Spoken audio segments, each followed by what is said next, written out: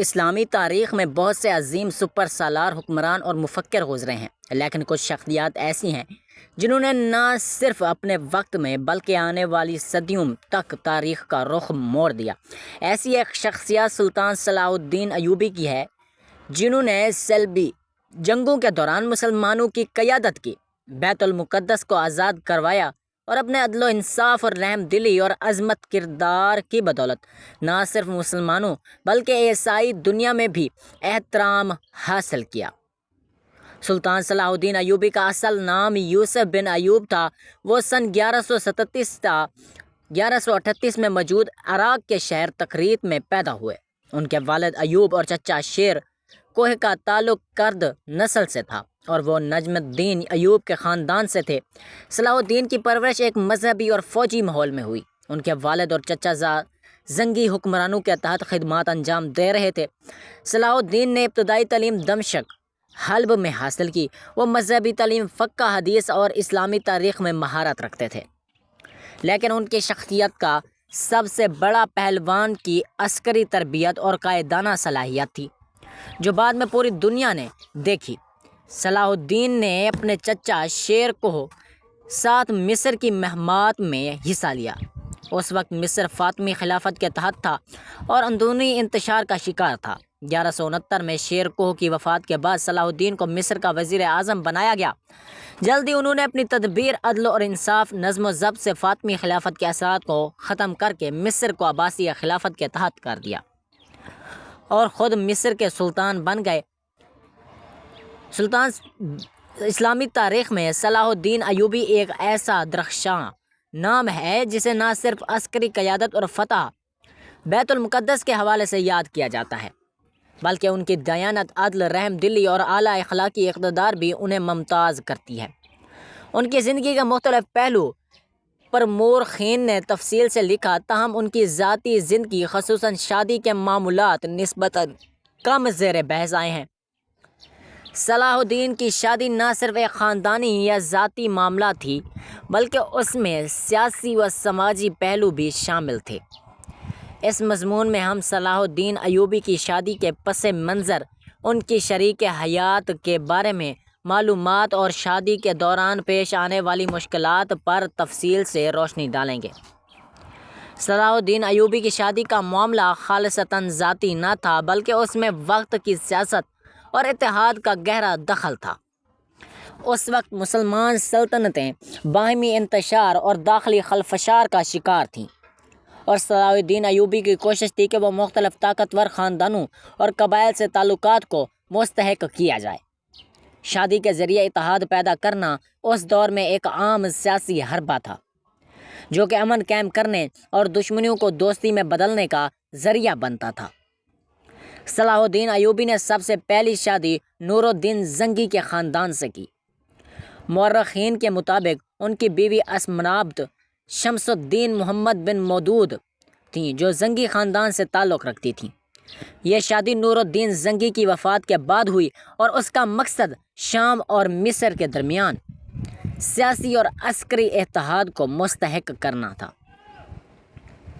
زنگی خاندان اس وقت ایک بڑی سیاسی اور عسکری اثر و رسوخ رہا تھا۔ اس خاندان سے رشتہ داری صلاح الدین کے لیے ایک مضبوط پشت پناہ سمجھی جاتی تھی۔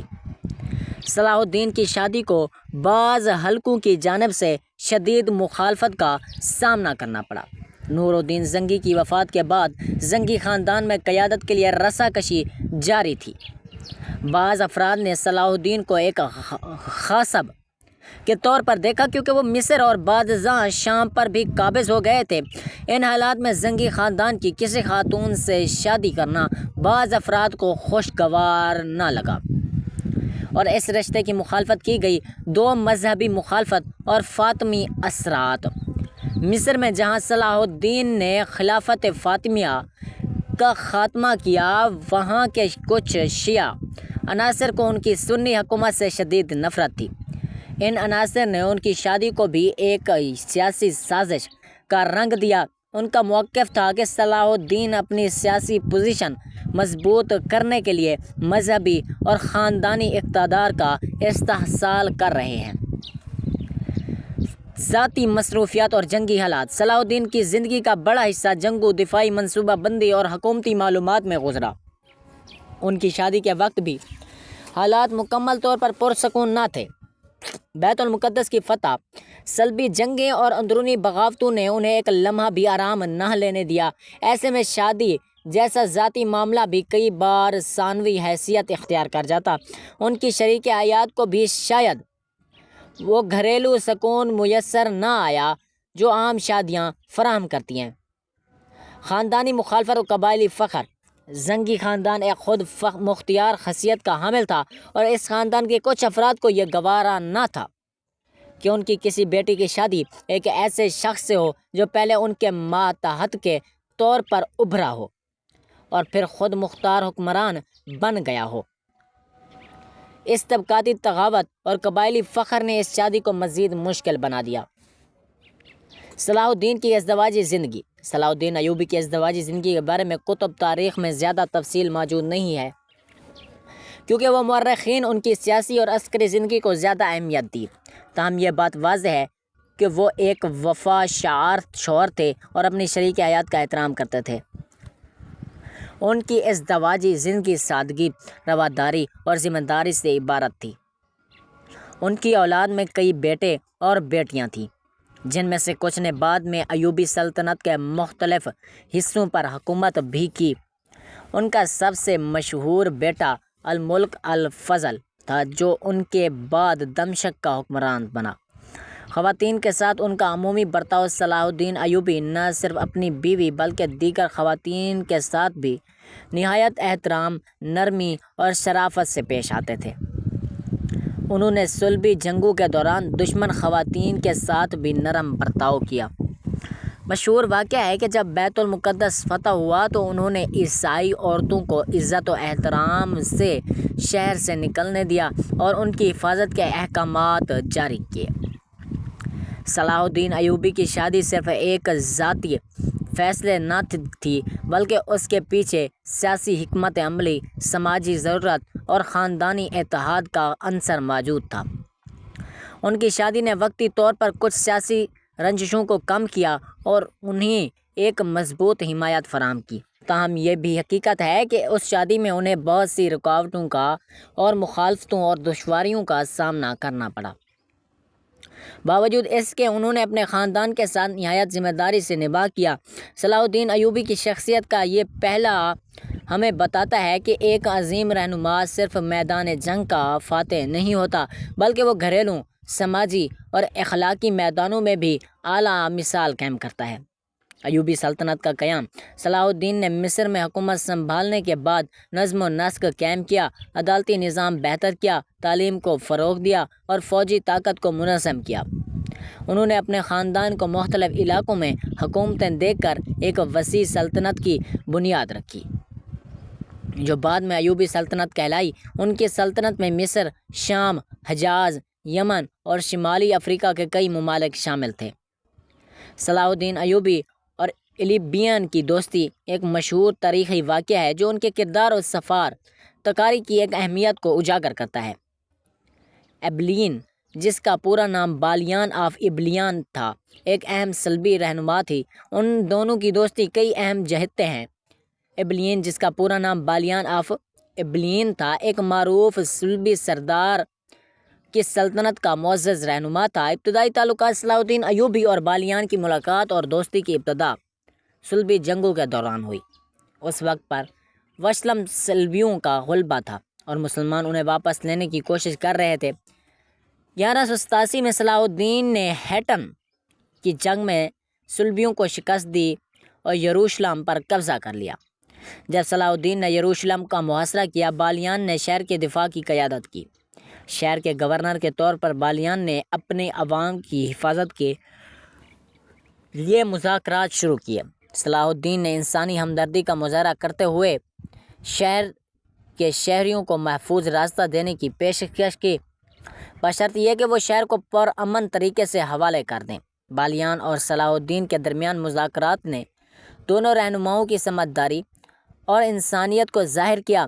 صلاح الدین نے بالیان کو اپنے خاندان اور دیگر شہریوں کے ساتھ شہر چھوڑنے کی اجازت دی اور اس کے ساتھ ساتھ عیسائیوں کو اپنے مذہبی مقامات کی زیارت کرنے بھی اجازت دی۔ یہ اقدامات دونوں رہنماؤں کی دور اندیشی اور انسانیت کے مظہر ہیں۔ صلاح الدین اور بالیان کی دوستی اس دور کی سفارت کاری اور جنگی اخلاقیات کی عکاس ہے۔ ان ملاقاتوں نے مسلمانوں اور عیسائیوں کے درمیان باہمی احترام اور انسانیت کے اصولوں کو فروغ دیا۔ ان کی دوستی نے ثابت کیا کہ جنگ کے دوران بھی انسانی قدروں کو فراموش نہیں کیا جا سکتا۔ صلاح الدین ایوبی اور بالیان آف ابلیان کی دوستی تاریخ میں ایک مثال ہے کہ کس طرح مختلف مذاہب اور ثقافتوں کے لوگ مشترکہ احترام اور انسانیت کی بنیاد پر ایک دوسرے کے ساتھ تعاون کر سکتے ہیں۔ یہ دوستی اس بات کی نشانی ہے کہ امن اور انسانی ہمدردی جنگ کے دوران بھی ممکن ہے، اور یہی سبق آج دنیا کے لیے بھی نہایت اہم ہے۔ صلیبی جنگیں اور بیت المقدس کی آزادی صلاح الدین ایوبی کی سب سے نمایاں کامیابی۔ صلیبی جنگوں میں ان کی قیادت اور بیت المقدس کی فتح۔ 1187 میں حطین کے معرکے میں انہوں نے صلیبیوں کو شکست دے کر فیصلہ کن برتری حاصل کی۔ اس جنگ میں صلیبیوں کے بڑے بڑے سردار گرفتار ہوئے، ان کی فوج کا بڑا حصہ تباہ ہوا۔ اس کے بعد صلاح الدین نے کئی قلعے فتح کیے اور آخرکار بیت المقدس کو فتح کیا۔ بیت المقدس کی فتح 1187۔ بیت المقدس کی فتح 2 اکتوبر 1187 کو عمل میں آئی۔ اس موقع پر صلاح الدین کا کردار انتہائی رحم دلی، عدل و انصاف پر مبنی تھا۔ انہوں نے شہر کے عیسائی باشندوں کو امان دی، ان کے مقدس مقامات کا احترام کیا اور عام شہریوں کو اجازت دی کہ وہ فدیہ دے کر آزاد ہو جائیں۔ یہ وہ وقت تھا جب صلیبیوں نے بیت مقدس پر قبضے کے وقت ہزاروں مسلمانوں کو بے دردی سے قتل کیا تھا، مگر صلاح الدین نے اس کا بدلہ لینے کے بجائے اسلامی تعلیمات کے مطابق امن قائم کیا۔ یورپی دنیا میں صلاح الدین کی مقبولیت۔ صلاح الدین ایوبی کی شرافت اور انصاف کی شہرت یورپ تک پہنچی۔ یورپی مورخین نے بھی ان کے عدل اور کردار کو سراہا۔ رچرڈ شیرر دل، جو تیسری صلیبی جنگ کے دوران ان کے خلاف لڑا، ان سے نہ صرف متاثر ہوا بلکہ ان کے درمیان کئی خطوط کا تبادلہ بھی ہوا اور باہمی احترام کی فضا قائم رہی۔ تیسری صلیبی جنگ صلاح الدین کی بیت المقدس کی فتح کے بعد شروع ہوئی۔ یورپ سے 3 بڑے حکمران رچرڈ شیرر دل، فلپ دوم، فریڈرک باربرو اپنی فوجوں کے ساتھ مشرق کی طرف روانہ ہوئے۔ اس جنگ میں کئی خونریز معرکے ہوئے جن میں اقہرے، اسکلان اور دیگر علاقے شامل تھے، تاہم رچرڈ اور صلاح الدین کی دنیا کو کوئی فیصلہ کن 1152 میں دونوں فریقین کے درمیان ایک معاہدہ طے پایا جس کے تحت بیت المقدس مسلمانوں کے پاس رہا، لیکن عیسائی زائرین کو اس میں داخلے کی اجازت دی گئی۔ اس معاہدے نے علاقے میں نسبتی امن قائم کیا۔ صلاح الدین ایوبی کی شخصیت میں کئی خصوصیات نمایاں تھیں۔ عدل اور انصاف۔ انہوں نے اپنی سلطنت میں قانون کی بالادستی قائم کی، عوام کے ساتھ ہمدردی اور رعایا کی خیر خواہی کو ترجیح دی۔ شرافت اور رحم دلی۔ فتح کے بعد دشمنوں کے ساتھ بھی نرمی برتی، ان کے اس کردار نے انہیں دشمنوں کے دلوں میں بھی مقام دیا۔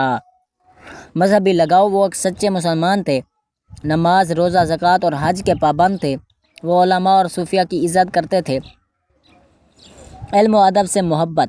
انہوں نے کئی مدارس اور مساجد کی بنیاد رکھی، علمی ترقی کے لیے علماء کی سرپرستی کی۔ فوجی حکمت عملی۔ ان کی جنگ کی حکمت عملی مثالی تھی۔ وہ دشمن کے حملے کا انتظار نہیں کرتے تھے بلکہ خود پیش قدمی کرتے تھے۔ صلاح الدین ایوبی 4 مارچ 1153 کو دمشق میں وفات پا گئے۔ ان کی وفات کے بعد تمام عالم اسلام میں غم کی لہر دوڑ گئی۔ ان کا مقبرہ دمشق میں واقع ہے اور آج بھی زائرین اسے دیکھنے آتے ہیں۔ انہوں نے اپنی زندگی میں دولت جمع نہیں کی۔ وفات کے وقت ان کے پاس نہ کوئی بڑی جاگیر تھی، نہ ہی سونے چاندی کے خزانے۔ ان کی سادہ زندگی اور ایثار نے انہیں حقیقی معنوں میں سلطان عظیم بنا دیا۔ آج بھی صلاح الدین ایوبی کا نام مسلمانوں میں عزت، غیرت، اتحاد، دینی حمیت کی علامت سمجھا جاتا ہے۔ ان کے کارنامے صرف تاریخ کا حصہ نہیں بلکہ آج کے دور کے لیے بھی سبق آموز ہیں۔ ان کی زندگی ہمیں بتاتی ہے کہ قیادت صرف جنگ جیتنے سے نہیں بلکہ عدل و انصاف اور انسانیت کے اصولوں پر چل کر حاصل کی جا سکتی ہے۔ صلاح الدین ایوبی صرف ایک فوجی جنرل یا سلطان نہیں تھا، وہ ایک رہنما، مصلح، عالم اور انسان دوست شخصیت تھی۔ ان کی قیادت میں مسلمانوں نے صرف سیاسی فتح حاصل کی بلکہ اخلاقی برتری بھی قائم کی۔ آج جب امت مسلمہ قیادت، اتحاد اور انصاف کی متلاشی ہے تو صلاح الدین ایوبی کی زندگی ایک مثالی نمونہ بن کر ہمارے سامنے موجود ہے۔ ہمیں ان کے نقش قدم پر چلتے ہوئے عدل، محبت اور اتحاد کی راہ اپنانی چاہیے تاکہ دنیا میں ایک بار پھر امن و انصاف کا بول بالا ہو۔